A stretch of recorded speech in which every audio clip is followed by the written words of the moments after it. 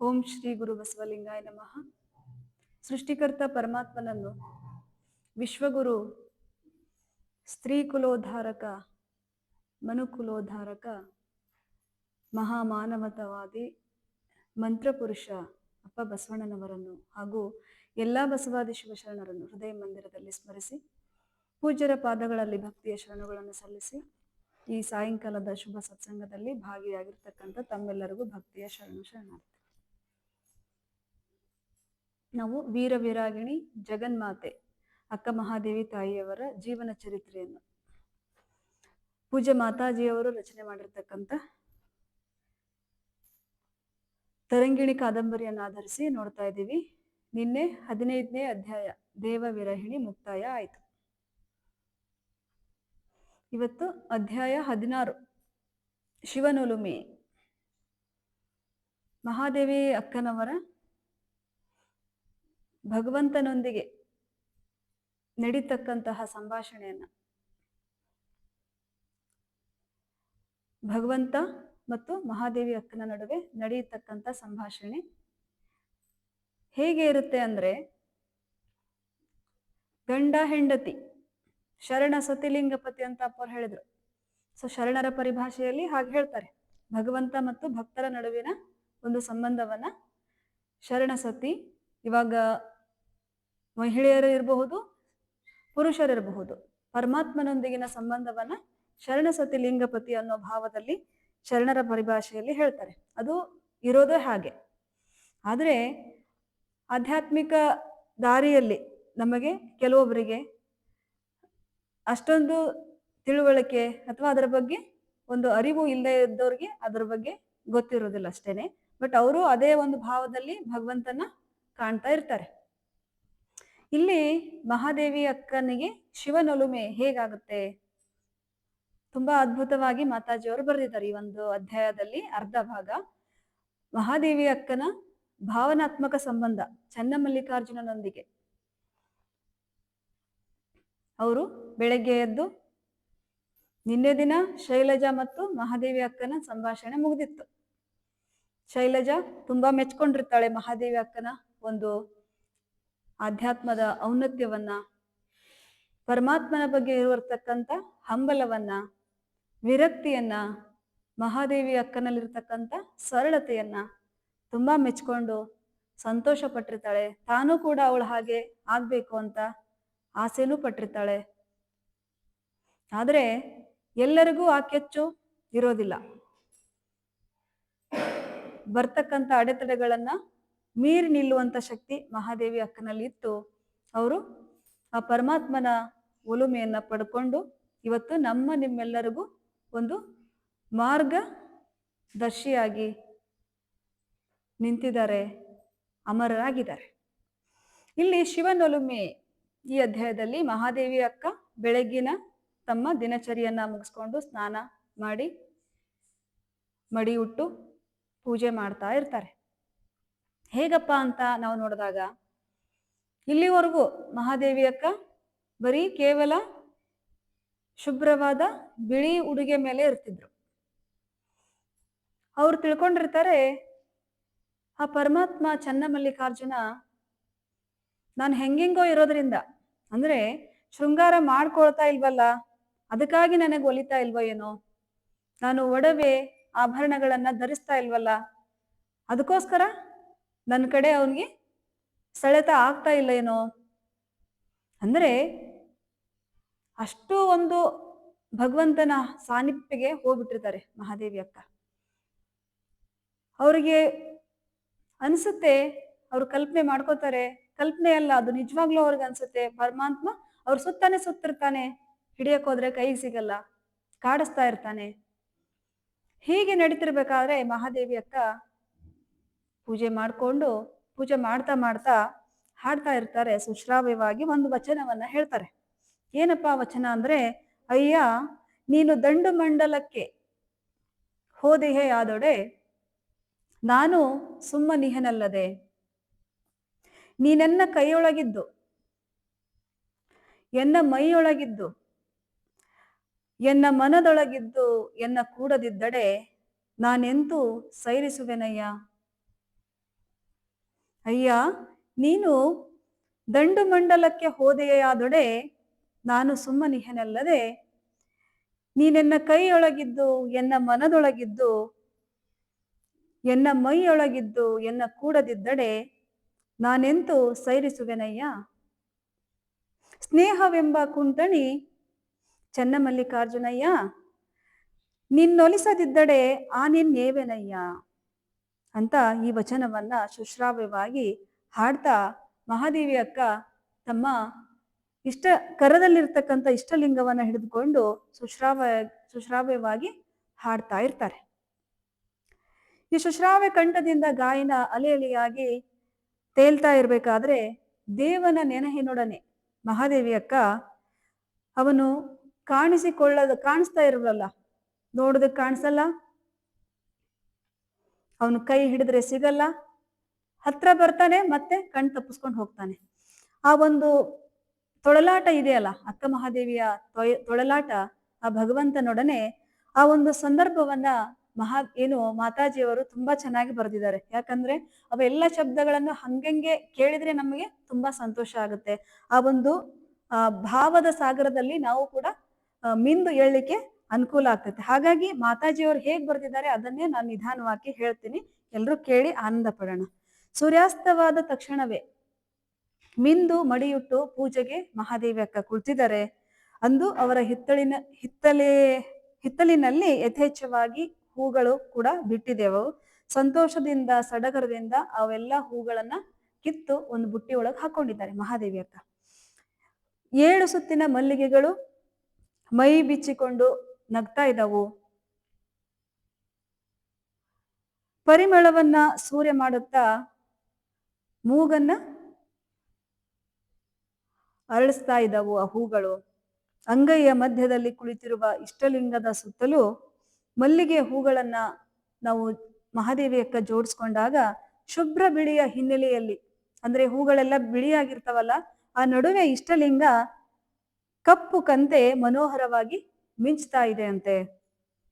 ತಾನು ಕುಳಿತು ಹಿಂದೆ ಭುಜದ ನೇರದ ಮೇಲಕ್ಕೆ ಇರಿಸಿಕೊಂಡ ಔಡಲೆಣ್ಣೆಯ ಸೊಡರು, ಆ ದೀಪದ ಬೆಳಕೇನಿರ್ತದಲ್ಲ, ಆ ಕಿರಣವನ್ನ ಏನು ಕಂತೆ ಮೇಲೆ ಚೆಲ್ತಾ ಇದೆ. ಅದರ ಪ್ರತಿಫಲನ ಕಂತೆಯಲ್ಲಿ ಮೂಡಿದ್ದರಿಂದ ಇಷ್ಟಲಿಂಗ ಮತ್ತಷ್ಟು ಕಾಂತಿಯುಕ್ತವಾಗಿ ಹೊಳಿತಾ ಇರುತ್ತೆ. ಕಂಗಳಿಗೆ ಮಂಗಳವಾದ, ಪ್ರಾಣಕ್ಕೆ ಪರಿಣಾಮನಾದ, ಮನಕ್ಕೆ ಮನೋಹರನಾದ ರಮಣೀಯ ಆ ದೇವನು ಇನಿತೊಂದು ಚಂದವಾಗಿ ಕಣ್ಣೆದರಿಗೆ ಇರುವಾಗ ಒತ್ತೆಡೆ ಆನಂದ ಆಗ್ತಿದೆ ಮಹಾದೇವಿ ಅಕ್ಕನಿಗೆ. ಮತ್ತೊಂದೆಡೆ ಅವನ ಚೈತನ್ಯದ ಸುಳಿವಿಲ್ಲ. ಇಷ್ಟಲಿಂಗ ಕಾಣಿಸ್ತಾ ಇದೆ, ಮಿಂಚ್ತಾ ಇದೆ, ಹೊಳಿತಾ ಇದೆ, ಆನಂದ ನೀಡ್ತಾ ಇದೆ. ಆದ್ರೆ ಮತ್ತೊಂದೆಡೆ ಅವನ ಚೈತನ್ಯ, ಅವನು ಎದ್ದು ಬಂದು ಮಾತಾಡ್ತಾ ಇಲ್ವಲ್ಲ. ಇವರೆಷ್ಟು ಮಾತಾಡಿಸಿದ್ರು ಕೂಡ ಚನ್ನಮಲ್ಲಿಕಾರ್ಜುನ ಮಾತಾಡ್ತಾ ಇಲ್ಲ. ಆ ಸುಳಿವಿಲ್ಲದ ಅಂತಹ ದುಃಖ ತನ್ನಲ್ಲಿ ತಾನೇ ಹೇಳ್ಕೊಳ್ತಾರೆ ಮಹಾದೇವಿ ಅಕ್ಕ. ಏನಂತ ನೋಡಿದಾಗ, ನೀನೇನಾದ್ರೂ ಬೇರೆ ಯಾವುದೋ ಕೆಲಸದ ಮೇಲೆ ಬೇರೆ ಯಾವುದೋ ಊರಿಗೆ ಹೋಗಿದ್ದೆ ಅಂತ ತಿಳ್ಕೊ, ಯುದ್ಧಕ್ಕೆ ಹೋಗಿದ್ರೆ ಹೇಗಾದ್ರೂ ನಾನು ಸಂತೈಸ್ಕೊಳ್ತಾ ಇದ್ದೆ. ಯಾವುದೋ ಒಂದು ರಾಜ್ಯವನ್ನ ಗೆದ್ಕೊಂಡು ಬರ್ಲಿಕ್ಕೆ ಹೋಗಿದ್ರೆ, ಯುದ್ಧಕ್ಕೆ ಹೋಗಿದ್ರೆ, ಬೇರೆ ಯಾವುದೋ ದೇಶಕ್ಕೆ ಹೋಗಿದ್ರೆ ನಾನು ಸಹಿಸ್ಕೋತಾ ಇದ್ದೆ. ಆದ್ರೆ ನನ್ನ ಕೈಯೊಳಗೆ ಇದೆಯಪ್ಪ ಚನ್ನಮಲ್ಲಿಕಾರ್ಜುನ, ನನ್ನ ಅಂಗೈಯಲ್ಲಿ ನೀನು ಹೊಳಿತಾ ಇದೀಯ. ನನ್ನ ಕೈಯೊಳಗಿದ್ದು ನನ್ನ ಮನಸ್ಸನ್ನ ಕೆರಳಿಸುವಂತೆ ಇದ್ದು, ನನ್ನ ಮೈಯೊಳಗಿದ್ದು ಆ ನನ್ನ ಇರುವನ್ನ ಕೂಡ ಸೂರ್ಯ ಮಾಡಿ, ಮನದೊಳಗಿದ್ದು ನಿನ್ನೆಡೆಗೆ ನನ್ನನ್ನು ಸೆಳೆದುಕೊಂಡು ಇದ್ರೆ ನಾನು ಹೇಗೆ ಅದನ್ನು ಸಹಿಸ್ಕೊಳ್ಳಿ? ಚನ್ನಮಲ್ಲಿಕಾರ್ಜುನ, ನೀನು ತುಂಬಾ ಕ್ರೂರಿಯಪ್ಪ, ನೀನು ತುಂಬಾ ಕ್ರೂರಿ ಇದೀಯ. ನೀನು ಹೆಣ್ಣಿನ ಭಾವನೆಯನ್ನ ಅರಿಯೋ ಶಕ್ತಿ ನಿನ್ನಲ್ಲಿ ಇಲ್ಲ. ಬೇರಾವುದಾದ್ರೂ ಊರಿಗೆ ಗಂಡನು ಕಾರ್ಯನಿಮಿತ್ತ ಹೋದ್ರೆ ಹೇಗಾದ್ರೂ ಮಾಡಿ ಹೆಂಡತಿ ಸಹಿಸ್ಕೋತಾಳೆ. ಆದ್ರೆ ಒಂದೇ ಮನೆಯಲ್ಲಿ, ಒಂದೇ ಕೋಣೆಯಲ್ಲಿ, ಒಂದೇ ಹಾಸಿಗೆಯಲ್ಲಿ ಮಲಗಿದ್ರು ಕೂಡ ನೀನು ನನ್ನ ಪಕ್ಕದಲ್ಲೇ ಮಲಗಿದೀಯ, ಒಂದೇ ಹಾಸಿಗೆಯಲ್ಲಿ ಮಲಗಿದೀಯ, ಆದ್ರೂ ಕೂಡ ನನ್ನ ಕಡೆ ಬೆನ್ನು ತಿರುಗಿಸಿ ನೀ ಮಲ್ಕೊಂಡ್ರೆ ನಾನು ಹೇಗೆ ಈ ವಿರಹವನ್ನ ಸಹಿಸ್ಕೊಳ್ಳಿ ಅಂತ ಮಹಾದೇವಿ ಅಕ್ಕ ಚನ್ನಮಲ್ಲಿಕಾರ್ಜುನನಿಗೆ ಹೇಳ್ತಾ ಇದ್ದಾರೆ. ಚನ್ನಮಲ್ಲಿಕಾರ್ಜುನ, ನೀನು ಕರುಣಾಸಾಗರನು ಅಂತ ಎಲ್ಲರೂ ಹೇಳ್ತಾರೆ. ಆದ್ರೆ ನೀನು ಎಲ್ಲರನ್ನ ಕಾಡುವ ಪರಿ, ನನ್ನನ್ನು ಕಾಡುವ ಪರಿ ಅವರಿಗೆಲ್ಲ ಏನ್ ಗೊತ್ತು? ನಿನಗೆ ಎಲ್ರು ನೀನ್ ತುಂಬಾ ಕರುಣಾಮಯಿ, ನೀನೆಲ್ಲರಿಗೂ ಕರುಣೆ ತೋರಿಸೋನು, ಅಭಯವನ್ನ ನೀಡೋನು ಅಂತ ಎಲ್ರು ಹೇಳ್ತಾರೆ. ಆದ್ರೆ ನೀನು ಭಕ್ತರನ್ನ ಎಷ್ಟು ಕಾಡ್ತೀಯ? ಆ ಕಾಡುವ ಪರಿ ಅವರಿಗೆಲ್ಲ ಏನ್ ಗೊತ್ತು ಅಂತ ಹೇಳಿದಾಗ, ಬಟ್ಟೆಯನ್ನ ಹಿಂಡದಂತೆ ನೀನು ಭಕ್ತರನ್ನ ಹಿಂಡ್ತೀಯ. ಸಾಕಪ್ಪ, ಈ ಹಿಂಡುವಿಕೆ ಸಾಕು. ಇಲ್ಲಿ ವಿಷಯಾಪೇಕ್ಷೆಯ ನೀರಿಲ್ಲ. ನೋಡ್ರಿ, ಕೇಳಿಸ್ಕೊಡ್ರಿ, ಇಲ್ಲಿ ವಿಷಯಾಪೇಕ್ಷೆಯ ನೀರಿಲ್ಲ. ಬೇಗನೆ ನನ್ನನ್ನ ಧರಿಸ್ಕೋ. ಹೋ, ಸಾಮಾನ್ಯ ಪುರುಷರು ತನ್ನ ಪ್ರೇಯಸಿಯರ ಮನಸ್ಸನ್ನ ಅರ್ಥ ಮಾಡ್ಕೊಳ್ತಾರೆ. ಆದ್ರೆ ನೀನು ನನ್ನ ಒಂದು ಪ್ರೇಮವನ್ನ, ನನ್ನ ಒಂದು ಭಕ್ತಿಯನ್ನ, ನನ್ನ ಒಂದು ಹಂಬಲವನ್ನ ನೀನ್ ಯಾಕೆ ಅರ್ಥ ಮಾಡ್ಕೊಳ್ತಾ ಇಲ್ಲ? ಇದು ನನ್ನದೇ ತಪ್ಪೇನೋ. ಅವಾಗ ತಮಗ್ ತಾವೇ ಅನ್ಕೋತಾರೆ, ಇದು ನಂದೇ ತಪ್ಪಿರ್ಬೋದು. ಪ್ರೇಮ ಎಂಬ ಕುಂಟಿಣಿಯನ್ನ, ಅಂದ್ರೆ ನನ್ನ ಪ್ರೇಮವನ್ನ ನಿನ್ನ ತಿಳಿಸ್ಲಿಕ್ಕೆ ನಾನು ಒಂದು ದೂತಿಯನ್ನ ಕಳಿಸ್ಕೊಟ್ಟಿದ್ದೀನಿ. ಅವಳು ನಿನ್ನನ್ನು ಒಲಿಸಿಕೊಂಡು ಬರಲು ಅಸಮರ್ಥಳಾಗಿರ್ಬೇಕು. ಅದು ನಂದೇ ತಪ್ಪು. ನಾನು ಹೋಗಿ ಅವಳನ್ನು ಕಳಿಸಿದ್ನಲ್ಲ ನಿನ್ನ ಹತ್ರ. ಅವಳು ನಿನ್ನನ್ನು ಕರೆತರಲು ಅವಳು ಅಸಮರ್ಥಳಾಗಿದ್ದಾಳೆ. ಹಲವಾರು ದಿನಗಳಿಂದ ನಾನು ಸರಿಯಾಗಿ ತಲೆಯನ್ನು ಕೂಡ ಬಾಚ್ಕೊಂಡಿರ್ಲಿಲ್ಲ. ಬಟ್ಟೆ ಕೂಡ ತೊಡ್ತಿರ್ಲಿಲ್ಲ. ಬರೀ ಒಂದ್ ಬಿಳಿ ಬಟ್ಟೆ ಹುಡ್ತಾ ಇದ್ದೆ. ನೀನು ಅದಕ್ಕೋಸ್ಕರ ನೀನ್ ನನಗೆ ಒಲಿತಾ ಇಲ್ಲನೋ ಅಂತ ತಿಳ್ಕೊಂಡು ಇವತ್ತು ನಾನು ಚೆನ್ನಾಗಿ ವೇಷಭೂಷಣವನ್ನು ಹಾಕೊಂಡ್ ಬಂದಿದ್ದೀನಿ. ಚೆನ್ನಾಗಿ ಜಡೆ ಹಾಕೊಂಡು, ಅಮ್ಮ ಕೊಟ್ಟಂತಹ ತಲೆಗೆ ಹೂಗಳನ್ನ ಮುಡಿಸ್ಕೊಂಡು, ಆಮೇಲೆ ನನ್ನ ಅಪ್ಪ ತಂದಿದ್ದ ಏನದು ದೇವಾಂಗ ಸೀರೆ ತಂದಿದ್ದ. ಆ ಸೀರೆಯನ್ನು ಉಟ್ಕೊಂಡು ನಮ್ಮಮ್ಮ ಟ್ರಂಕ್ ಅಲ್ಲಿ ಇಟ್ಟದ್ದಂತಹ ಎಲ್ಲಾ ಒಡವೆ ವಸ್ತುಗಳನ್ನ ನಿನಗೋಸ್ಕರ ನಾನು ಹಾಕೊಂಡು, ನೀನು ಬಯಸೋ ರೀತಿಯಲ್ಲಿ ನಾನು ಇವತ್ತು ಸುಂದರವಾಗಿ ರೆಡಿಯಾಗಿ ಬಂದಿದ್ದೀನಿ, ತಯಾರಾಗಿ ಬಂದಿದ್ದೀನಿ. ನೀನು ಚರ್ಮಚಕ್ಷುವಿನಿಂದ ಅಳೆಯುವ ಪುರುಷನಂತೆ ಅವನು ಕೂಡ ಬಹಿರಂಗದ ಚಂದ ಬಯಸುವ ರಸಿಕನೇನು. ನೀನು ಕೂಡ ಹೇಗೆ ಈಗ ಲೌಕಿಕರು ಹೇಗ್ ಬಯಸ್ತಾರಲ್ಲ, ಹಾಗೆ ನೀನು ಕೂಡ ಬಯಸ್ತೇನೋ ಅಂತ ತಿಳ್ಕೊಂಡು ನಾನು ಎಲ್ಲ ರೆಡಿಯಾಗಿ ಇವತ್ತು ಬಂದಿದ್ದೀನಿ ಚನ್ನಮಲ್ಲಿಕಾರ್ಜುನ. ಅದಕ್ಕಾಗಿ ತಲೆಗೆ ಎಣ್ಣೆಯನ್ನ ಹಾಕೊಂಡಿದ್ದೀನಿ, ಜಡೆನ ಹಾಕೊಂಡ್ ಬಂದಿದ್ದೀನಿ, ಹೂವನ್ನ ಮುಡ್ಕೊಂಡ್ ಬಂದಿದ್ದೀನಿ, ನನ್ನ ಅಪ್ಪ ತಂದಿರೋ ದೇವಾಂಗವನ್ನ ಉಟ್ಕೊಂಡ್ ಬಂದಿದ್ದೀನಿ, ನನ್ನಮ್ಮ ಇಟ್ಟಂತಹ ಒಡವೆಗಳನ್ನ ಹಾಕೊಂಡ್ ಬಂದಿದ್ದೀನಿ. ನೀನು ಅಚ್ಚರಿ ಪಡೋ ರೀತಿಯಲ್ಲಿ ನಾನು ರೆಡಿಯಾಗಿ ಬಂದಿದ್ದೀನಿ. ಆದ್ರೂ ಕೂಡ ಒಂದು ಭಾವುಕಳಾಗಿ ಮಹಾದೇವಿ ಅಕ್ಕ ಇದನ್ನೆಲ್ಲ ಹೇಳ್ತಾ ಚನ್ನಮಲ್ಲಿಕಾರ್ಜುನ ನೋಡು ನನ್ನನ್ನ ಒಂದ್ಸರ್ತಿ ಕಣ್ತೆರೆದು, ಪುರುಷ ಬಾರ ಚೆನ್ನ ಬಾರ ಅಂತ ಹೇಳ್ಬಿಟ್ಟು ಹಾಡ್ತಾ ಅದರಲ್ಲೇ ಭಕ್ತಿಲೇ ಮೈ ಮರೆತು ಬಿಟ್ಟಿದ್ದಾರೆ. ಕಣ್ಣಲ್ಲಿ ನೀರ್ ಬರ್ತಾ ಇದ್ದಾವು. ಆ ವಿರಹದ ಬೇಗೆಯನ್ನ ಅನುಭವಿಸ್ತಾ ಇದ್ದಾರಲ್ಲ, ಅದು ಅದ್ಭುತ. ಅದು ಮಾತಾಜಿಯವರು ಅಷ್ಟು ಚೆನ್ನಾಗಿ ಇಲ್ಲಿ ಬರ್ದಿದ್ದಾರೆ. ಅಂದ್ರೆ ಪುರುಷ ರತ್ನವೇ ಬಾರ, ಇಷ್ಟೆಲ್ಲ ಸಿಂಗರಿಸಿಕೊಂಡಿದ್ರು ಕೂಡ ನೀನಿಲ್ದೆ ನಾನು ಜೀವಂತ ಶವವಾಗ್ಬಿಟ್ಟಿದ್ದೀನಿ ಚನ್ನಮಲ್ಲಿಕಾರ್ಜುನ. ನಿನ್ನ ಬರುವು ನನ್ನ ಪ್ರಾಣದ ಬರುವು. ಎಂತಹ ವಿರಹದ ಬೇಗೆಯಲ್ಲಿ ನಾನು ಬೇಯ್ತಾ ಇದ್ದೀನಿ. ನಾನು ಎಷ್ಟು ಚಂದವಾಗಿ ಕಾಣಿಸ್ತಾ ಇದ್ದೀನಿ ಅಂದ್ರೆ ಕನ್ನಡಿಯನ್ನು ನೋಡ್ಕೊಂಡು ನನ್ನಲ್ಲಿ ನನಗೆ ಮೋಹ ಉಂಟಾಗ್ತಿದೆ. ಅಷ್ಟು ಚೆನ್ನಾಗಿ ನಾನು ಇವತ್ತು ತಯಾರಾಗಿದ್ದೇನೆ. ಕರ್ಪೂರವನ್ನ ಹಚ್ಚಿ ಆರತಿಯನ್ನ ಇಷ್ಟಲಿಂಗದ ಮುಂದೆ ಹಿಡಿತಾರೆ ಮಹಾದೇವಿ ಅಕ್ಕ. ಬೆಳಗಿನಲ್ಲಿ ಅದಿನ್ನೂ ಉಜ್ವಲವಾಗಿ ಹೊಳಿತಾ ಇರುತ್ತೆ.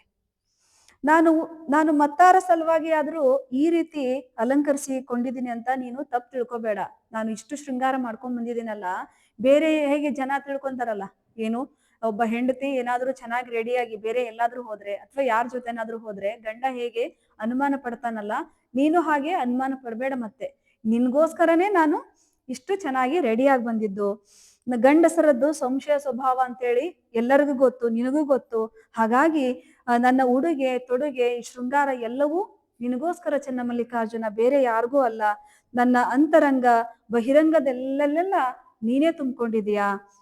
ನೀನು ಎಲ್ಲಿ ಬೇಕಾದ್ರೂ ಬಡಿದ್ ನೋಡು, ಎಲ್ಲಿ ಬೇಕಾದ್ರೂ ಬಡಿದ್ ನೋಡು. ಸುಟ್ಟ ಮಡಿಕೆ ಹೇಗೆ ಟ್ಯೂ ಅಂತ ಹೇಳುತ್ತಲ್ಲ, ಸುಟ್ಟ ಮಡಿಕೆ ಒಡಕು ಮಡಿಕೆ ಅಂತ ನಾನು ಟಕ್ ಟಕ್ ಅಂತ ಅನ್ನಲ್ಲ. ಸುಟ್ಟ ಮಡಿಕೆ ಹೇಗಿರುತ್ತದೆ ಹಾಗೆ ನಾನು ಗಟ್ಟಿಯಾಗಿದ್ದೀನಿ. ನನ್ನ ಹೃದಯ ಒಂದು ಕುದಿಯುವ ಬುಗ್ಗೆ, ಅದರಲ್ಲಿ ನೂರಾರು ಆಸೆಗಳು. ನೀನೊಬ್ಬ ವೈಣಿಕ, ಅಲ್ಲಿ ನಿನಗೆ ಪ್ರಾಶಸ್ತ್ಯ ನಾನು ಕೊಟ್ಟಿರೋದು. ನಿನ್ನ ಸುಂದರ ಕೈಗಳಲ್ಲಿ ನಾನೊಂದು ವೀಣೆ ಅಂತ ಮಹಾದೇವಿ ಅಕ್ಕ ಹೇಳ್ತಾರೆ. ಅವಾಗ ಮುಂದೆ ಕೈಯಲ್ಲಿ ಅದನ್ನು ಹಿಡಿದು ಆ ವೀಣೆ ಮೈ ಮೇಲೆ ನಿನ್ನ ಕೈಯ ಮೃದು ಬೆರಳುಗಳು ಆಡ್ತಾ ಇದ್ದರೆ, ಆಹಾ, ಅದು ಅಮೃತ ಸಂತೋಷ, ಅಮೃತ ಗಳಿಗೆ. ನನಗೆ ಮರವೊಂದನ್ನು ಬಿಗಿದಪ್ಪಿಕೊಂಡು ಬೆಳೆಯುವ ಲತೆಯಂತೆ ನಿನ್ನನ್ನು ಆಶ್ರಯಿಸಿಕೊಂಡು ಇರೋ ಆಸೆಯಾಗಿದೆ ನನಗೆ. ನಿನ್ನ ಕಾರುಣ್ಯಮಯ ಹೃದಯದ ಒಂದು ಮಧುವನ್ನೀಂಟಿ ಮೈ ಮರೆತು ಮಲಗುವ ಆಸೆ ಆಗ್ತಿದೆ. ಚಂದಿರನ ಕಿರಣದ ಸೆಳೆತಕ್ಕೆ ಭೋರ್ಗರೆವ ಅಂಬುದಿಯೊಂದು ಆನಂದದಿಂದ ಮೊರೆವ ಆಸೆ ಆಗ್ತಿದೆ. ಪ್ರಿಯನ ಎದೆಗೊರಗಿ ಮೈ ಮರೆವ ಸತಿಯಂತೆ ನಿನ್ನ ಮಡಿಲಿನಲ್ಲಿ ಹುದುಗಿಕೊಳ್ಳುವ ಆಸೆ ನನಗಾಗ್ತಿದೆ. ನಿನ್ನ ಬಾಹುಬಂಧನದಲ್ಲಿ ಸಿಕ್ಕು ಅಲ್ಲೇ ಪುಡಿ ಪುಡಿ ಅಂದ್ರೆ ನುಚ್ಚು ನೂರಾಗೋ ಆಸೆ ನನಗಾಗ್ತಾ ಇದೆ. ಆ ಬೆಳದಿಂಗಳು ಎಷ್ಟು ಚೆನ್ನಾಗಿ ಹಬ್ಕೊಂಡಿದೆ ಚನ್ನಮಲ್ಲಿಕಾರ್ಜುನ. ಶುಭ್ರವಾದ ಗಗನದಲ್ಲಿ ಹಂಸ ಪಕ್ಷಿಗಳಂತೆ ಬಿಳಿಯ ಮೋಡಗಳು ತೇಲ್ತಾ ಇದ್ದಾವೆ. ತಂಗಾಳಿ ಕಚಗುಳಿ ಇಡ್ತಾ ಇದೆ. ಮಂದ ಮಾರುತದಲ್ಲಿ ತುಂಬಿರುವ ಪರಿಮಳವು ಉನ್ಮಾದಾವಸ್ಥೆಯನ್ನು ಉಂಟು ಮಾಡ್ತಾ ಇದ್ದಾವು. ಇಂತಹ ಬಿಳಿಯ ಮೋಡಗಳ ನಡುವೆ ಮೇಲೆ ಕುಳಿತು ಒಬ್ಬರಿಗೊಬ್ರು ಆತುಕೊಂಡು ಮಧುಚಂದ್ರಕ್ಕೆ ಹೋಗ್ಬೇಕು ಅಂತ ನನಗೆ ಆಸೆ ಆಗ್ತಿದೆ. ನಿನಗೆ ಯಾಕೆ ಆಸೆ ಆಗ್ತಾ ಇಲ್ವಾ? ಹೋ, ನೀನು ರಸಿಕನೇ ಅಲ್ಲ ಅಂತ ಕಾಣಿಸುತ್ತೆ, ಅದಕ್ಕೆ ನೀನು ಹೀಗೆ ಆಡ್ತಿದೀಯಾ. ಇಂತಹ ಅರಸಿಕರು ಅದು ಹೇಗೆ ಚೆಲುವಿನ ಸೃಷ್ಟಿಯನ್ನು ರಚಿಸಿದೆಯೋ. ನೀನು ಇಷ್ಟು ಅರಸಿಕ ಇದ್ದಾಗ ಈ ಸೃಷ್ಟಿ ಎಲ್ಲ ಯಾಕೆ ನೀನು ಇಷ್ಟು ಸುಂದರವಾಗಿ ಸೃಷ್ಟಿ ಮಾಡಿದೀಯಾ? ಅದು ಯಾರಿಗೋಸ್ಕರ ಮಾಡಿದೀಯಾ? ಸಂವೇದನೆಗಳಿಲ್ಲದ ಹೃದಯದಲ್ಲಿ ಸೌಂದರ್ಯ ರಸಪ್ರಜ್ಞೆ ಮೂಡಲು ಸಾಧ್ಯವೇ ಅಂತ ಅಕ್ಕಮಹಾದೇವಿ ಅಕ್ಕ ಏನು ಆಶ್ಚರ್ಯ ಪಡ್ತಾರೆ. ಅಷ್ಟೆತ್ತರದಲ್ಲಿ ತೇಲುವುದು ಬೇಡ ಅಂತಂದ್ರೆ ನಮ್ಮ ಮನೆ ತೋಟದಲ್ಲಿ ಉದ್ಯಾನವನ ಇದೆಯಲ್ಲ, ಅಲ್ಲಿಗೆ ಬಾಪ ಚನ್ನಮಲ್ಲಿಕಾರ್ಜುನ, ಅಲ್ಲೇ ನಾವಿಬ್ರು ಸೇರೋಣ. ನನ್ನ ಬದುಕು ಒಂದು ಒಗಟಾಗಿ ಕಾಣಿಸ್ತಾ ಇದೆ ನನಗೆ. ಒಂದ್ ಕಡೆ ಕಾಮ, ಕ್ರೋಧ, ಲೋಭ, ಮೋಹ, ಮದ ಮತ್ಸರಗಳಿಂದ ಬಿಡುಗಡೆ ಹೊಂದಲು ಉತ್ಕಟ ಪ್ರಯತ್ನ ನಾನು ನಡೆಸ್ತಾ ಇದ್ದೀನಿ. ಮತ್ತೊಂದ್ ಕಡೆ ಅವುಗಳು ನನ್ನನ್ನ ಬಂಧನಕ್ಕೆ ಈಡ್ ಮಾಡ್ತಾ ಇದ್ದವು. ಪುರುಷ ಕಾಮದ ಸುಳಿವಿಲ್ಲ, ಆದರೆ ಅತಿಕಾಮಿ ಆಗ್ತಾ ಇದ್ದೀನಿ ನಾನು. ನಿನ್ನ ಸಂಘ ಬಯಸಿ ಒಮ್ಮೆ ಉದ್ಯಾನದಲ್ಲಿ ಕುಳಿತಾಗ ಕುಮುದೆ ಗಂಡನ ನೆನಪು ಮಾಡಿಕೊಂಡಾಗ ನಾನು ಅಪಹಾಸ್ಯ ಮಾಡಿ ನಗ್ತಾ ಇದ್ದೆ. ಆದ್ರೆ ಇವತ್ತು ನನಗೆ ಅದರದ್ದು ಅನುಭವ ಆಗ್ತಾ ಇದೆ. ಅದಕ್ಕಿಂತ ಹೆಚ್ಚು ಪಟ್ಟು ಮಿಗಿಲಾದ ದುರ್ಗತಿ ನನಗೊದಗಿ ಬಂದಿದೆ. ಅವಳು ಉಂಡು ಉಂಡು ನಗ್ತಾ ಇದ್ದಾಳೆ. ನನಗೆ ಊಟ, ನಿದ್ರೆ ಯಾವುದರಲ್ಲೂ ಕೂಡ ಆಸಕ್ತಿ ಇಲ್ಲದ ಹಾಗಾಗಿದೆ. ನಗೆಯೇ ಬತ್ತಿ ಹೋಗಿದೆ. ಕ್ರೋಧವನ್ನ ಕಡಿಮೆ ಮಾಡ್ಬೇಕಂತ ನಾ ಎಷ್ಟೇ ಪ್ರಯತ್ನ ಪಟ್ರು ಕೂಡ, ಅದು ಆಡಿಕೊಂಡ್ರು ಕೂಡ, ಛೇಡಿಸಿದ್ರು ಸುಮ್ಮನೆ ಆಗ್ತಾ ಇದೆ. ಆದ್ರೆ ನಿನ್ನನ್ನು ತೊರೆಸಲು, ನಿನ್ನಿಂದ ಅಗಲಿಸುವ ಪ್ರಯತ್ನ ಮಾಡುವ ತಾಯಿಯ ಮೇಲೆ ಸಿಟ್ ಮಾಡ್ಕೊಂಡಿದ್ದೆ ನಾನು. ಸಂಸಾರದಲ್ಲಿ ಮೋಹ ತರವಲ್ಲ ಎಂದು ಎಲ್ಲರಿಗೂ ಹೇಳ್ತಾ ಇದ್ದೆ. ಆದ್ರೆ ನಿನ್ನ ಪೂಜೆಯಿಂದ, ನಿನ್ನ ನೋಟದಿಂದ ಕ್ಷಣಕಾಲವೂ ನಾನು ಅಗಲದಷ್ಟು ಮೋಹಿ ಆಗ್ಬಿಟ್ಟಿದ್ದೀನಿ. ನಿನ್ನನ್ನು ಬಿಟ್ಟು ನನಗೆ ಇರಾಕ್ ಆಗ್ತಾ ಇಲ್ಲ. ಲೋಭ ಒಳ್ಳೇದಲ್ಲ, ಅದು ಮನುಷ್ಯನನ್ನ ಭವಕ್ಕೆ ಸೆಳೆಯುತ್ತೆ ಅಂತ ನಾನು ಒಂದು ಕಾಲದಲ್ಲಿ ಬೋಧನೆ ಮಾಡ್ತಾ ಇದ್ದೆ. ಆದ್ರೆ ನಾನು ಕೂಡ ಅದರಿಂದ ಮಿತಿ ಮೀರಿ ಲೋಭಿಯಾಗಿರುವೆ. ನಿನ್ನ ಒಲವನ್ನು ಸುಖಿಸುವುದರಲ್ಲಿ ಅಹಂ ಒಳ್ಳೆಯದಲ್ಲ ಅಂತ ಎಲ್ರಿಗೂ ನಾನು ಬುದ್ಧಿ ಹೇಳ್ತಿದ್ದೆ. ಆದ್ರೆ ಇವತ್ತು ಮದವನ್ನು ಗೆಲ್ಲದ ಹೊರತು ಭವಚಕ್ರದಿಂದ ಬಿಡುಗಡೆ ಇಲ್ಲ ಅಂತ ಅಂತಿದ್ದ ನಾನು ನಿನ್ನ ಪ್ರೇಯಸಿ ಆಗುವುದಕ್ಕಾಗಿ ಬಹಳ ಮುದಗೊಂಡಿದ್ದೇನೆ. ಮತ್ಸರದಿಂದ ವ್ಯಕ್ತಿತ್ವದ ನಾಶವಾಗುವುದು ಎಂದು ಅದನ್ನು ಗೆಲ್ಲ ಬಯಸಿದ್ದ ನಾನು ಈಗ ಮಾತ್ಸರ್ಯದಿಂದ ಕುದಿತಾ ಇದ್ದೀನಿ. ಯಾರ ಮೇಲೆ ಮಾತ್ಸರ್ಯ? ಈಗಾಗಲೇ ನಿನ್ನನ್ನು ಒಲಿಸಿಕೊಂಡು ಸೆರೆಯಾಗಿಟ್ಟುಕೊಂಡಿರುವ ಹಿಂದಿನ ಭಕ್ತರ ಮೇಲೆ, ಅಥವಾ ಅಡಗಿಸಿ ಇಟ್ಟುಕೊಂಡಿರುವ ಸುಂದರ ಪ್ರಕೃತಿಯ ಮೇಲೆ, ಅಥವಾ ತನ್ನ ಕಂಠದಲ್ಲಿ ನಿನ್ನನ್ನು ಬಂಧಿಸಿರುವ ಕೋಗಿಲೆಯ ಮೇಲೆ, ತನ್ನ ಅಂದದಲ್ಲಿ ಕೂಡಿ ಹಾಕಿರುವ ಸೋಗೆಯ ಮೇಲೆ, ಹೀಗೆ ಅರಿಷಡ್ವರ್ಗಗಳ ಪಂಜರದಲ್ಲಿ ಸಿಕ್ಕಿ ಬಿದ್ದಿರುವ ಪಕ್ಷಿಯ ಹಾಗೆ ನಾನಾಗಿದ್ದೀನಿ. ಆದ್ರೇನಂತೆ, ಇದೆಲ್ಲವೂ ನಿನಗಾಗಿ. ನೀನೊಲಿದ ನರಕವು ನನಗೆ ಸ್ವರ್ಗ, ನೀನೊಲಿಯದ ಸ್ವರ್ಗವು ಕೂಡ ನನಗೆ ನರಕ. ಚನ್ನಮಲ್ಲಿಕಾರ್ಜುನ, ನಿನ್ನ ಬಂಧನ ನನಗೆ ಸ್ವಾತಂತ್ರ್ಯ, ಲೌಕಿಕ ಸ್ವಾತಂತ್ರ್ಯ ನನಗೆ ಬಂಧನ ಆಗಿದೆ. ಮಹಾದೇವಿ ಒಮ್ಮೆ ನಲಿತಾಳೆ, ಒಮ್ಮೆ ಸಂತೋಷ ಪಡ್ತಾಳೆ, ಒಮ್ಮೆ ನಿಟ್ಟುಸಿರು ಬಿಡ್ತಾಳೆ, ಒಮ್ಮೆ ನಗ್ನಗ್ತಾ ಹಾಡ್ತಾಳೆ. ಇದನ್ನೆಲ್ಲ ಮಾರ್ದನಿ ನೀಡದ ಕ್ರೌರ್ಯವನ್ನ ನೆನೆದು, ಅಂದ್ರೆ ಭಗವಂತ ಯಾವುದಕ್ಕೂ ರೆಸ್ಪಾನ್ಸ್ ಮಾಡ್ತಾ ಇಲ್ಲ, ಪ್ರತಿಕ್ರಿಯೆ ನೀಡದೇ ಇದ್ದಾಗ ಅಳ್ತಾ ಇರ್ತಾಳೆ ಮಹಾದೇವಿ ಅಕ್ಕ. ನಿನಗೆ ಯಾರ ಭೀತಿಯೂ ಸಹ ಇದ್ದಂತೆ ಕಾಣದು. ಅವಾಗ ಪರಮಾತ್ಮನಿಗೆ ಹೇಳ್ತಾಳೆ, ನಿನಗಂತರೂ ಯಾರ್ದು ಭಯ ಇಲ್ಲ. ಅಂದು ದೀಕ್ಷೆ ಮಾಡುವಾಗ ನೀವಿಬ್ರು ಯಾವತ್ತೂ ಅಗಲ್ಬೇಡ್ರಿ ಅಂತ ಗುರುಲಿಂಗ ದೇವರು ದೀಕ್ಷೆ ಮಾಡುವಾಗ ಹೇಳಿದ್ರು. ಅದಕ್ಕೇನಾದ್ರೂ ನೀನ್ ಬೆಲೆ ಕೊಟ್ಟಿದ್ಯಾ ಚನ್ನಮಲ್ಲಿಕಾರ್ಜುನ? ಅವತ್ತು ಗುರುಗಳು ಏನ್ ದೀಕ್ಷೆ ಕೊಟ್ರಲ್ಲ ನಮ್ಗೆ, ದೀಕ್ಷೆ ಕೊಡುವಾಗ ಯಾವತ್ತೂ ಅಗಲ್ಬೇಡ್ರಿ, ಯಾವಾಗ್ಲೂ ನೀವು ಶರಣ ಸತಿ ಲಿಂಗಪತಿ ಹಾಗೆ ಬದುಕ್ರಿ ಅಂತ ಹೇಳಿದ್ರು. ಅದಕ್ಕೆ ನೀನು ಆ ಮಾತಿಗೆ ಒಂಚೂರಾದ್ರೂ ಬೆಲೆ ಕೊಟ್ಟಿದ್ಯಾ? ಅಂದಿನಿಂದ ಇಂದಿನವರೆಗೂ ನೀನು ಒಂದ್ ಸರ್ತಿ ಆದ್ರೂ ನನ್ನ ಹತ್ರ ಬಂದಿದ್ರೆ ಕೇಳು ಅಂತ ಏನು ಮಹಾದೇವಿ ಅಕ್ಕ ಭಗವಂತನ ಮುಂದೆ ಹೇಳಿದಾಗ, ನೋಡು ಮದುವೆಯಾದ ಬಳಿಕ ಒಂದ್ ಸರ್ತಿನೂ ನೀನು ನನ್ನ ಮಧುಚಂದ್ರಕ್ಕೆ ಕರ್ಕೊಂಡು ಹೋಗ್ಲಿಲ್ಲ, ಕರ್ಕೊಂಡು ಹೋಗೋ ಸೌಜನ್ಯನೂ ಕೂಡ ನಿನ್ನಲ್ಲಿ ಇಲ್ಲ. ಯಾಕೆ ನಿನಗೆ ಇನ್ಯಾರೊಳಗ ನಾನು ಇನ್ಯಾರ ಮುಂದೆ ಈ ಒಂದು ಸಂಕಟವನ್ನ ಹೇಳ್ಕೊಳ್ಳಿ, ನನ್ನ ಮನದ ಇಂಗಿತವನ್ನ ಯಾರ ಮುಂದೆ ಹೇಳ್ಕೋಬೇಕು? ಇನ್ನೂ ಸ್ವಲ್ಪ ದಿನ ನಾನು ಸಹಿಸ್ಕೊಳ್ತೀನಿ, ಕಾಯ್ದು ನೋಡ್ತೀನಿ. ಆ ಬಳಿಕ ಹೆತ್ತಪ್ಪ ಬಸವಣ್ಣ, ಹೆತ್ತಮ್ಮ ನೀಲಮ್ಮ ಮತ್ತ ಮಾವ ಪ್ರಭುದೇವರ ಕಡೆಗೆ ಹೋಗಿ ನಿನ್ನ ಮೇಲೆ ನಾನು ಒಂದು ಏನು ಕಂಪ್ಲೇಂಟ್ ಅನ್ನ ಕೊಡ್ತೀನಿ. ಅವಾಗ ನಿನ್ನ ನಿಷ್ಕರಣಿಯನ್ನ ಪದರ ಪದರಾಗಿ ನಾನು ಅಪ್ಪ ಬಸವಣ್ಣ ಮತ್ತು ಅವ್ವ ನೀಲವನ ಮುಂದೆ ಹೇಳ್ಕೊಳ್ತೀನಿ ಅಂತ ಹಾಡ್ಕೊಂಡು, ಗಂಡ ಹೆಂಡಿರ ಮುನಿಸು ಒಳಗಿರ್ಲಿ, ಏನು ಬೀದಿಯ ಹಾಡಾಗ್ಬಾರ್ದು, ಬೀದಿಯ ಒಂದು ಸುದ್ದಿ ಆಗ್ಬಾರ್ದು ಅಂತ ನಾನು ಇಷ್ಟು ವರ್ಷ ಇಷ್ಟು ದಿನ ಸಹಿಸ್ಕೊಂಡೆ. ಆದ್ರೆ ನಿನಗೇನು ಒಂದ್ ಸ್ವಲ್ಪನೂ ನನ್ನ ಮೇಲೆ ಕರುಣೆ ಇಲ್ಲ. ನಾನು ಹೋಗೇ ಹೋಗ್ತೇನೆ, ಅಪ್ಪ ಬಸವಣ್ಣವ್ರ ಹತ್ರ ಹೋಗ್ತೀನಿ, ನೀಲಮ್ಮವ್ರ ಹತ್ರ ಹೋಗ್ಬಿಟ್ಟು ನಿನ್ ಮೇಲೆ ದೂರನ್ನ ಸಲ್ಲಿಸ್ತೀನಿ, ಅಲ್ಲಿ ನ್ಯಾಯ ನಾನು ಪಡ್ಕೊಳ್ತೀನಿ ಅಂತ ಏನ್ ಮಾಡ್ತಾರೆ, ಹೇಳ್ತಾ ಹೇಳ್ತಾ ಸ್ವಲ್ಪ ಮುನಿಸ್ ಮೂಡುತ್ತೆ. ಮತ್ತೆ ಮರುಕ್ಷಣವೇ ಮನಸ್ಸು ಮುದುಡುತ್ತೆ. ಅವಾಗ ನೋಡ್ರಿ, ಭಗವಂತ ನೀನು ಏನು ಸೃಷ್ಟಿ, ಏನು ಜಗತ್ತಿಗೆ ತಂದೆ ಆಗಿದ್ಯಾ, ನಿನ್ ಮೇಲೆ ಮುನಿಸ್ಕೊಳ್ಳೋದು ಏನು ಬಡವನ ಕೋಪ ದವಡೆಗೆ ಮೂಲ ಅಂತ ಹೇಳ್ತಾರಲ್ಲ, ಬಡವನ ಕೋಪ ದವಡೆಗೆ ಮೃತ್ಯು ಅಂತ ಹೇಳ್ತಾರಲ್ಲ ಶರಣರ ಭಾಷೆಯಲ್ಲಿ, ಅಂತ ಅಪ್ಪ ಬಸವಣ್ಣವರೇ ಹೇಳಿದ್ದಾರೆ.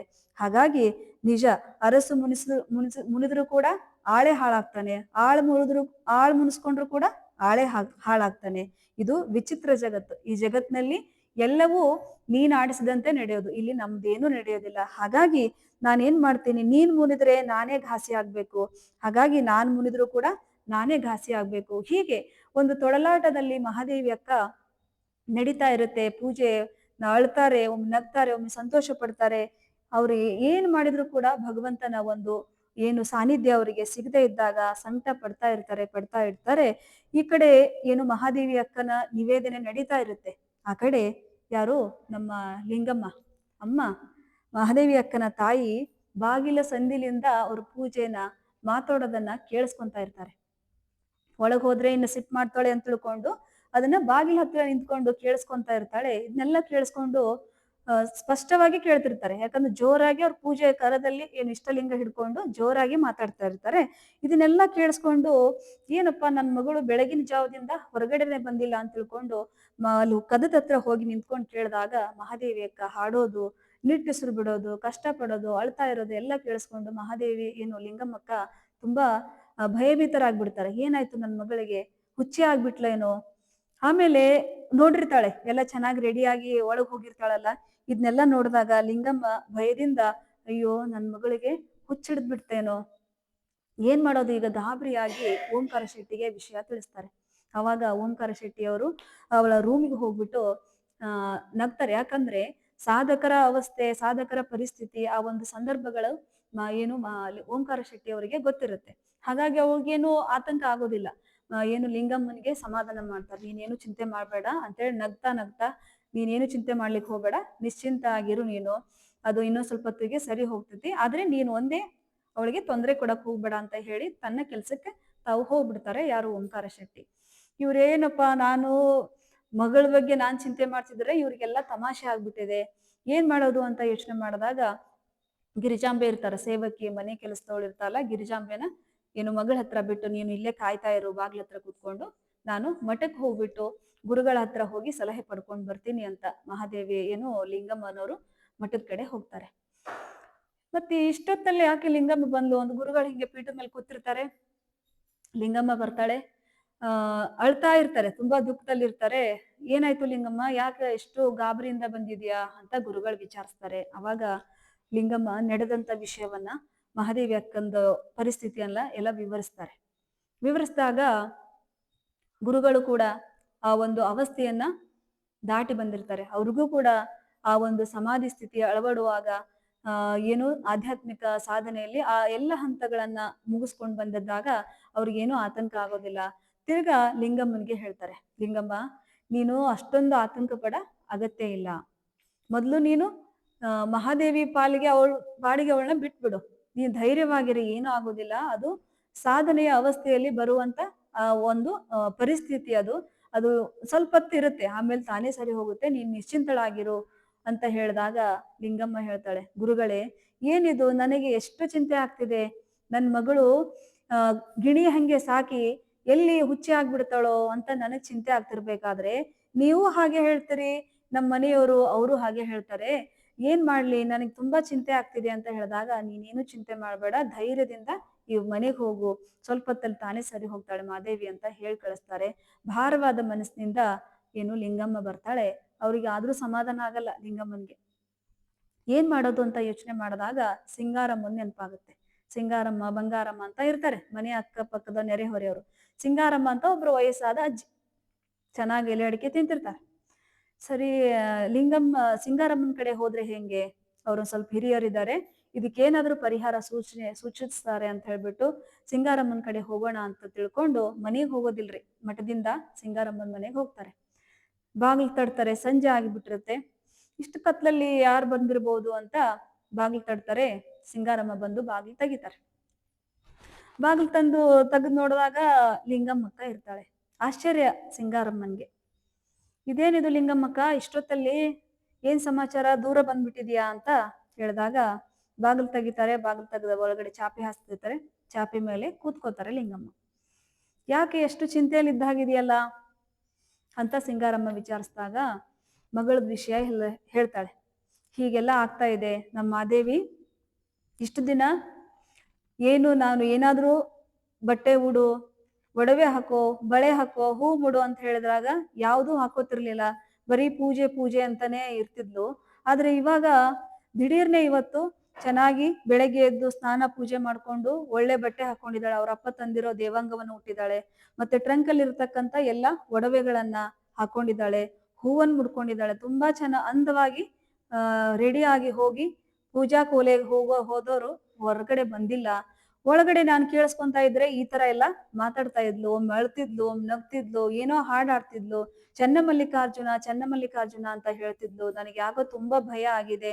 ನಮ್ಮ ಮನೆಯವ್ರಿಗೆ ನೋಡಿದ್ರೆ ಅವ್ರು ನೋಡಿದ್ರು ಏನು ಆಗೋದಿಲ್ಲ, ಚಿಂತೆ ಮಾಡ್ಬೇಡ ಅಂತ ಹೇಳ್ತಾರೆ. ಗುರುಗಳ ಕಡೆ ಹೋದ್ರೆ ಅವರು ಕೂಡ ಹಾಗೆ ಹೇಳಿದ್ರು. ಅದೇ ನಂಗೆ ತುಂಬಾ ಚಿಂತೆ ಆಗ್ತಿದೆ, ನನ್ನ ಮಗಳು ಎಲ್ಲಿ ಹುಚ್ಚಿ ಆಗ್ಬಿಡ್ತಾಳೋ, ಒಳ್ಳೆ ಮದ್ವೆ ಮಾಡ್ಕೊಂಡು ಗಂಡನ ಮನೆ ಹೋಗು ಅಂತ ನನ್ನ ಹುಡುಗಿ ಹುಚ್ಚಿ ಆಗ್ಬಿಡ್ತಾ ಇದ್ದಾಳೆ, ಏನ್ ಮಾಡೋದು ಅಂತ ನಂಗೆ ಗೊತ್ತಾಗ್ತಾ ಇಲ್ಲ ಸಿಂಗಾರಕ್ಕ ಅಂತ ಹೇಳಿದಾಗ ಸಿಂಗಾರಮ್ಮಗ ಮೊದ್ಲೇ ಬಾಯಿ ಬಡಿಕಿರಿ ಆಕಿ, ಮಾತಾಡೋದಂದ್ರೆ ತುಂಬಾ ಪ್ರೀತಿ ಅವ್ರಿಗೆ. ಅವ್ರಿಗೆ ಖುಷಿ ಆಗ್ಬಿಡುತ್ತೆ ಇದೆಲ್ಲ ಕೇಳ್ಕೊಂಡು. ಯಾಕೆ ಮೊದ್ಲೇ ಮಹಾದೇವಿ ಮತ್ತು ಓಂಕಾರ ಶೆಟ್ಟಿ ಅವ್ರದ್ದು ಸಂತೋಷ, ಮಗಳ ಒಂದು ಚೆಲುವು, ಅವರ ಸಾಧನೆ ಎಲ್ಲ ಕಂಡು ಸಾಮಾನ್ಯವಾಗಿ ಮನುಷ್ಯನ ಸಹಜ ಗುಣ. ಹಾಗಾಗಿ ಅವ್ರಿಗೆ ಖುಷಿ ಆಯ್ತು. ಸರಿ, ಈಗ ಅವ್ರಿಗೆ ತಲೆ ಓಡ್ಬೇಕಂದ್ರೆ ಎಲೆ ಅಡಿಕೆ ತಿನ್ಬೇಕು. ಸಿಂಗಾರಕ್ಕ ಚೆನ್ನಾಗಿ ಎಲೆ ಅಡಿಕೆ ಹಾಕೊಂಡು ಪಿಚ್ಚಕ್ಕಂತ ಉಗುಳಿಸಿ ಮಾತಾಡಕ್ ಶುರು ಮಾಡ್ತಾರೆ. ಓ, ಹಿಂಗೆಲ್ಲ ಆಯ್ತಾ, ನೋಡು ಲಿಂಗಮ್ಮ, ನಾನ್ ನಿನಗೆ ಅವಾಗ್ಲೇ ಹೇಳಿದ್ದೆ, ಮೊದಲು ಮಗಳಿಗೆ ಓದೋದನ್ನ ನಿಲ್ಸು, ಮದುವೆ ಮಾಡಿ ಗಂಡನ ಮನೆ ಕಳಿಸು ಅಂತ. ನೀನು ಬುದ್ಧಿವಂತೆ ಅನ್ಕೊಂಡಿದ್ದೆ ಬಿಡವ, ನೀನು ಏನು ಜಾಣೆ ಅಲ್ಲ. ನೋಡು, ನೀನು ಅವಾಗ್ಲೇನೆ ಹೇಳ್ತಾ ಇದ್ದೆ, ಮಗಳು ಪೂಜೆ ಕುಂತ್ರೆ ಎದ್ ಬರಲ್ಲ, ಯಾರ ಜೊತೆ ಮಾತಾಡಲ್ಲ, ಯಾರ್ದಾರು ಮನೆಗೆ ಹೋಗು ಅಂದ್ರೆ ಹೋಗಲ್ಲ ಅಂತ ಹೇಳ್ತಿದ್ದೆ. ಅದು ಎಲ್ಲ ಅವಾಗ್ಲೇ ಹಂಗ್ ಮಾಡ್ತಿದ್ಲು, ಅದು ಸ್ವಲ್ಪ ಇತ್ತು ಅವಾಗ, ಇದು ಹುಚ್ಚಿ ಹಿಡಿಯೋದ್ರ ಲಕ್ಷಣ ಇದು ಅಂತ ಹೇಳಿ ಸಿಂಗಾರಮ್ಮ ಹೇಳ್ತಾರೆ. ಇವರಿಬ್ಬರ ಸಂಭಾಷಣೆ ತುಂಬಾ ಚೆನ್ನಾಗಿದೆ. ಈ ಕಥೆನ ನಾವು ನಾಳೆ ನೋಡೋಣ. ಯಾಕಂದ್ರೆ ಇದು ಕತೆ ಫುಲ್ ಅಂದ್ರೆ ಸಿಂಗಾರಮ್ಮಂದು ಮತ್ತೆ ಲಿಂಗಮ್ಮಂದು ಮಾತುಕತೆ ಎಷ್ಟು ಅಂದ್ರೆ ಲೌಕಿಕರಲ್ಲಿ ಯಾವ ರೀತಿ ಇರುತ್ತೆ, ನಾವು ಭಕ್ತಿ ಹೇಗೆ, ಆಧ್ಯಾತ್ಮ ಹೇಗೆ, ಆ ಭಗವಂತನ ಒಂದು ಸ್ಮರಣೆಯಲ್ಲಿ ಮಹಾದೇವಿ ಅಕ್ಕನ ನಿಲುವು ಏನು, ಅವ್ರದ್ದು ಔನ್ನತ್ಯ ಏನು, ಅವ್ರದ್ದು ಏನು ಹಂಬಲ ಇತ್ತು, ಅದನ್ನೆಲ್ಲ ಅರ್ಥ ಮಾಡ್ಕೊಳ್ಳುವಂತ ಶಕ್ತಿ ಲೌಕಿಕರಲ್ಲಿ ಇರೋದಿಲ್ಲ. ಯಾಕಂದ್ರೆ ಅವರ ಜ್ಞಾನ ಅಷ್ಟಿರುತ್ತೆ.